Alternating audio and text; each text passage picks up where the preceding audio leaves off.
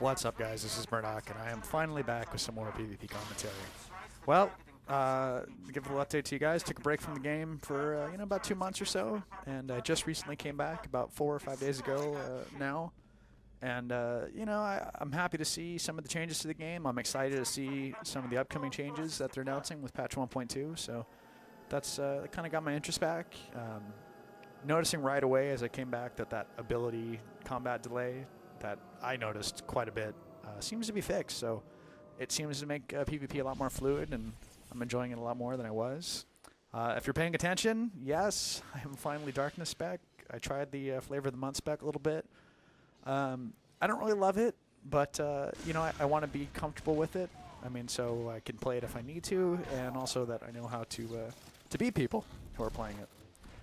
So I'm playing with a pug today. I'm opening up on a Sage that I think could be a healer. That's why I'm targeting this person. And I haven't played Darkness for too much, but I mean, basically my rotation centers around popping out of Force Lightning with 3 charges of, I think it's Harness Darkness. So I get the extra damage and the healing buff on myself. And, trying to charge the Force Lightning, I'm using my Jolt. I'm using my Thrash to try and get the instant Jolt with the crit. And, of course, using Wither. And, it's a decent spec. It's a lot different than the playstyle that I was used to and the playstyle that I typically have played, which is kind of like a rogue class, as you could tell by my WoW commentary. But I mean, it's definitely useful for an organized battlegrounds, organized warzone team game. It's a lot, I mean, I don't want to say better, but it's just different. And so I'm here. I'm not going out on my own because I just don't have that raw burst power. I mean, I definitely have survivability. I can pretty much take on anyone 1v1 and do pretty well. But I'm just trying to watch the mid here. And I like the spot because I can get an eye on the mid and get an eye on the snow over there. And I'm just doing my thing.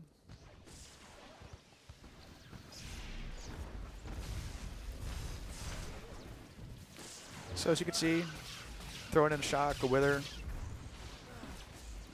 another shock, charge up my Force Lightning.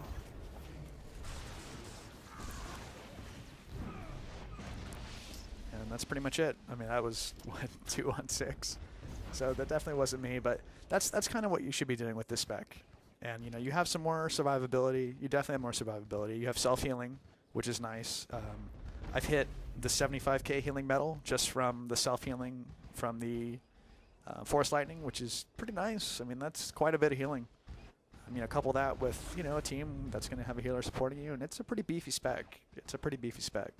And then not to mention for, Hutball and things like that, you have the option to do your little force pull to bring someone into you, and that's just, it just can be nasty if you use it properly. Not only to, intercept the ball carrier, but, you can sit yourself in the fire and the acid, pull people to you, and that's a good way to get a quick kill.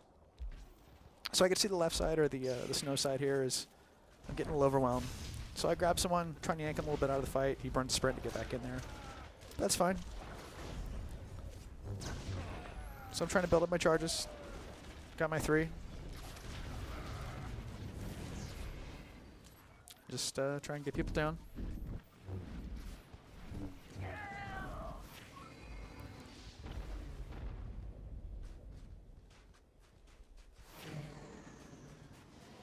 And someone's calling for help in mid, so gonna go back and see what we got.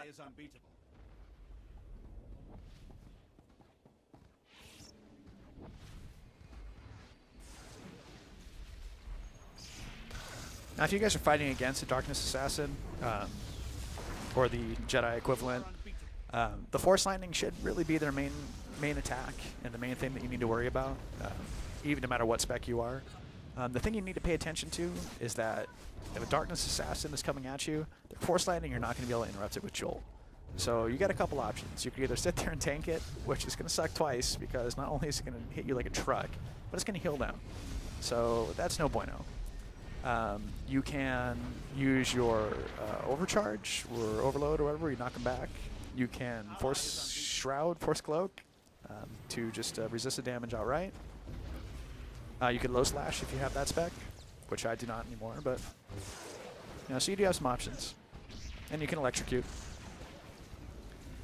just don't waste your jolt, because it's not going to do much for you. You can see before this fight happened here, I was getting pretty low. I was able to use my healing pack. Overcharged Saber actually does 10% of my health when I activate it using the spec, so that's another 1,500-ish hit points, which is, it's not great, but you know, it's better than nothing. And I was able to live, and that's really all that matters.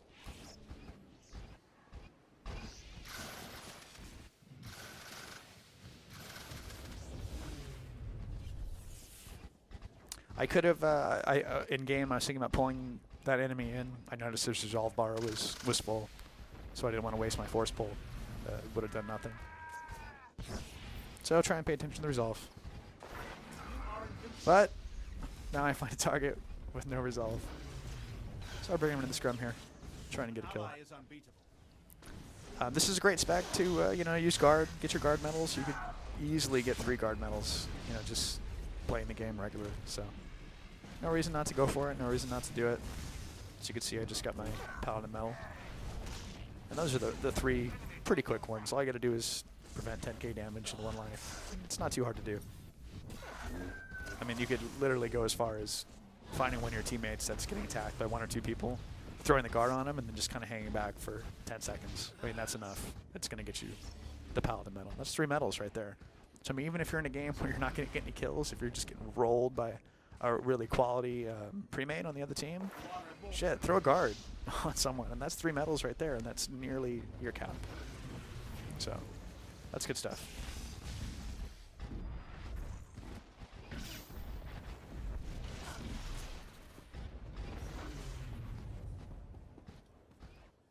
So I'm trying to keep an eye on both sides. I notice we have a teammate over there on the mini-map.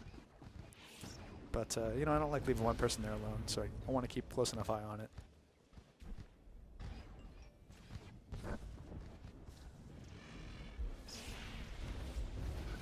Using a force pull.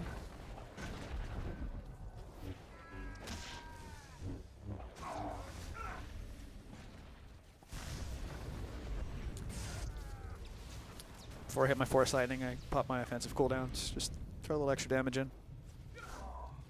And it's looking like the game is pretty much in the bag, as you guys can probably tell. So, just doing my thing.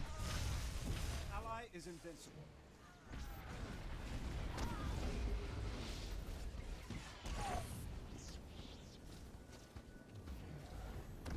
Don't want to get pulled in too far.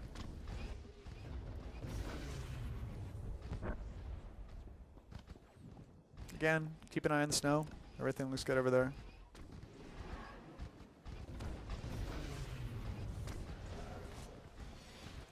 I see this guy's tanking, he's getting healed, so I'm trying to pull him over here, and I wanted to not lock him on the line of sight so he can hopefully be focused down, but he knocked me back first. But, you know, it's just another thing that you can do. Saw I got a little targeted there, so I'm going to peace out. Line of sight and heal up real quick.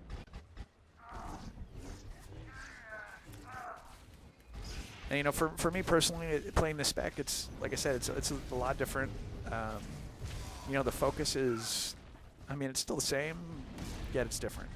And so instead of just, you know, trying to DPS someone down right away, it's more of sustained pressure, sustained damage. You're not going to really burst someone down with the spec.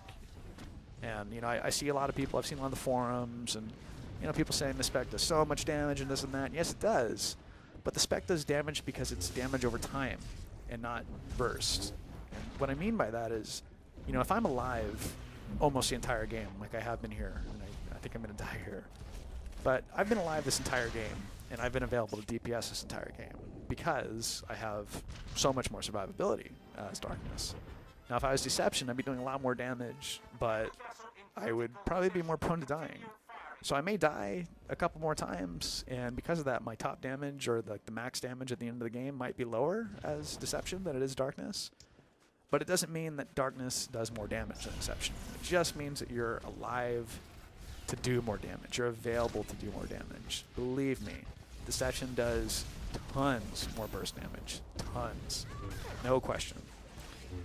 But this is still a very good spec. It's I think it really depends on play style and your objectives.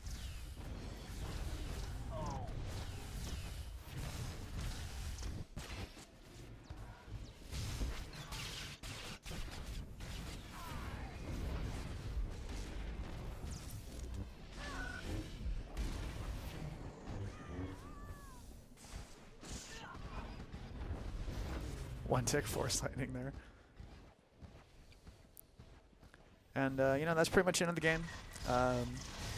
You know, hope to put out some more content as my you know, subscription's been renewed, and so is my passion for the game a little bit. So I appreciate the messages and everything, and you guys wondering where I was. I am okay, and I'm back. So hope you guys enjoyed it. Hope you guys are all good. And yeah, that's the gameplay. So thanks, guys. This is Murdoc, and I will see you all later.